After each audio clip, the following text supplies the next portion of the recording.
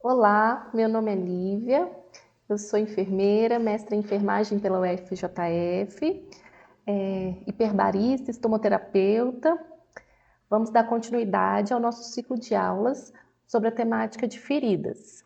A nossa aula de hoje é sobre avaliação de feridas. E aí, quando eu tenho um paciente com uma ferida, como que eu devo avaliar essa ferida? Nós vimos nas aulas anteriores que eu tenho ferramentas, igual, por exemplo, a Chronotimers, que vão me dar subsídios para que eu consiga avaliar essa ferida. E além de avaliar borda, tecido, sinais de inflamação, exudato, eu também preciso mensurar essa lesão, tá?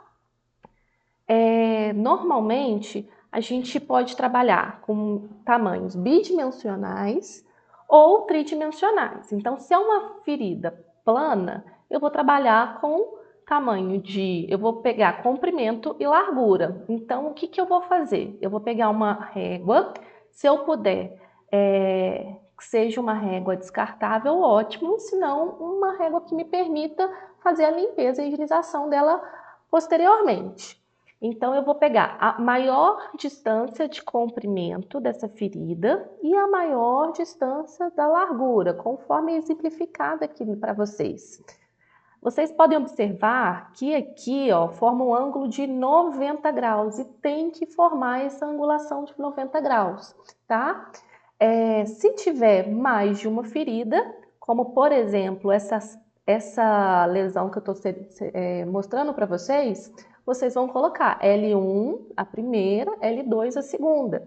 Aí vocês vão dimensionar o comprimento e a largura de cada lesão, tá? Isso vai auxiliar e vai enriquecer o relatório de vocês, a evolução de vocês. Então, eu vou conseguir acompanhar o quanto que está contraindo e diminuindo essa lesão. Uma outra forma, se eu não tenho uma régua disponível, é pegar um plástico estéril, que normalmente a gente utiliza e orienta, que pode ser a parte estéreo transparente de um chumaço, de uma gaze, e com a caneta eu coloco em cima da ferida e vou marcar a borda. Depois que eu tenho essa delimitação da borda, eu consigo fazer o cálculo do comprimento e da largura. Para eu saber, em questão de área, de centímetro quadrado, eu vou multiplicar o comprimento vezes a largura e vai me dar aqui o valor total da área da lesão, tá? Isso é muito importante. E quando eu tenho profundidade, como que eu faço? Eu vou mensurar o comprimento e a largura do mesmo jeito, tá?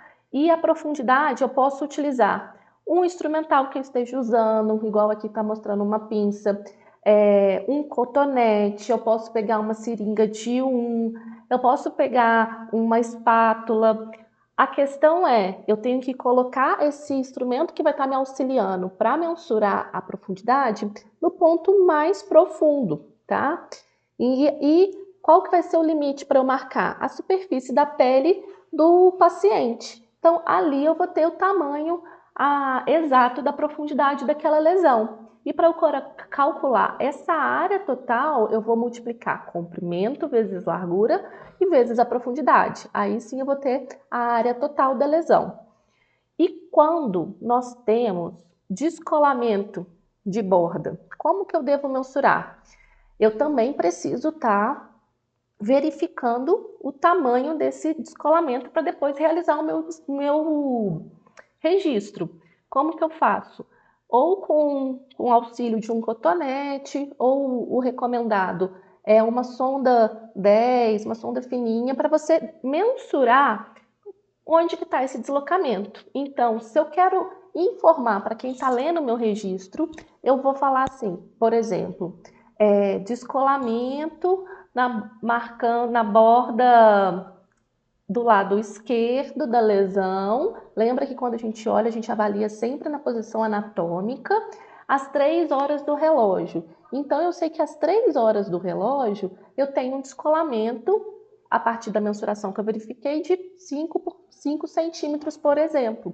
Isso é importante sempre eu acompanhar para saber se esse descolamento ele está vindo reduzindo, tá diminuindo, tá? Então eu tenho que verificar não só a profundidade e sinalizar descolamento. Se eu tiver mais de uma borda descolada, eu posso colocar borda inferior, borda superior, borda esquerda, às 6 horas do relógio, às 9 horas do relógio. É a melhor forma de descrever, porque quando qualquer profissional que lê a sua evolução, ele vai conseguir visualizar, tá?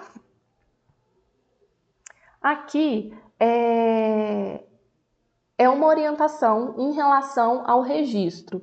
Hoje a gente tem a lei de proteção de dados, a gente sabe que para ter registro eu preciso ter um documento autorizado do paciente para eu realizar esse registro, tá? Não é recomendado hoje realizar o registro fotográfico, compartilhar um WhatsApp sem essa autorização, tá? Legalmente a gente não tem respaldo legal para fazer esse registro. Então, tem que ter um termo que me respalde, um termo de autorização. Mas, ok, o paciente autorizou, e como que eu faço? Eu preciso colocar na informação as iniciais desse paciente, eu devo colocar a data, o tipo de lesão e as dimensões. Posso estar colocando também qual que é o curativo, qual que é a cobertura que eu estou usando, tá? Então, por exemplo, eu vou tirar um registro fotográfico pensando em comprimento e depois na largura. O recomendado é que seja um fundo neutro, um fundo branco, azul, verde, para não interferir no registro e que você posicione de 30 centímetros, uma média de 30 centímetros da lesão para você fazer esse registro fotográfico. É importante não ter flash, porque senão eu posso estar modificando a cor desse tecido e da característica da lesão. Então, eu preciso preocupar também com a luz do ambiente. Um lugar que não tiver com boa iluminação, eu não vou estar respeitando de forma fidedigna a característica que eu estou avaliando. Então, tem que levar todos esses pontos em consideração, tá? Não esquecendo do registro da autorização desse paciente. E aí, como que eu vou estar escolhendo a cobertura ideal? Pensando na cobertura ideal, eu avaliei, eu fiz todas as etapas do processo de higienização de limpeza, fiz a limpeza da lesão, desbridamento da lesão, cuidei da borda dessa ferida, mensurei, apliquei todos os recursos que vocês aprenderam até a aula de hoje, e aí eu vou pensar na cobertura, tá? Então eu fiz a preparação do leito e agora eu vou pensar na cobertura. É importante pensar que existem uma variedade enorme de cobertura disponível no mercado, tá? Hoje, quando eu vou indicar, eu preciso pensar qual que é a cobertura disponível que eu tenho. Eu preciso pensar na forma, no tamanho, na apresentação. Eu preciso saber se ela é de fácil aplicação, se ela é confortável, se ela é atraumática para não causar dor para o paciente, se ela vai conseguir controlar o processo inflamatório que existe na lesão ou algum processo de infecção, se ela consegue favorecer a angiogênese, se ela vai favorecer o aumento do tecido de granulação, se for uma queixa principal, se ela consegue absorver odores, se consegue promover desbridamento autolítico, mantendo a umidade controlada dessa lesão, se é uma cobertura hipoalergênica, se permite o controle adequado do exudato daquela ferida, se ela é impermeável à água, se ela é permeável a vapor, se tem um custo-benefício atrativo, tá? Tudo isso eu devo pensar quando eu vou escolher a cobertura ideal. Entretanto, eu preciso levar em consideração o que eu tenho disponível, tá? Quais são as coberturas que eu tenho disponíveis? E qual que é a condição socioeconômica desse paciente, né? Tanto em questão se ele consegue adquirir esse produto, se eu tenho esse produto na rede e se ele tem entendimento também para estar utilizando, se ele tem rede de apoio para estar utilizando. São questões que o profissional precisa pensar quando for indicar uma cobertura. Muito obrigada. Essas são as nossas referências.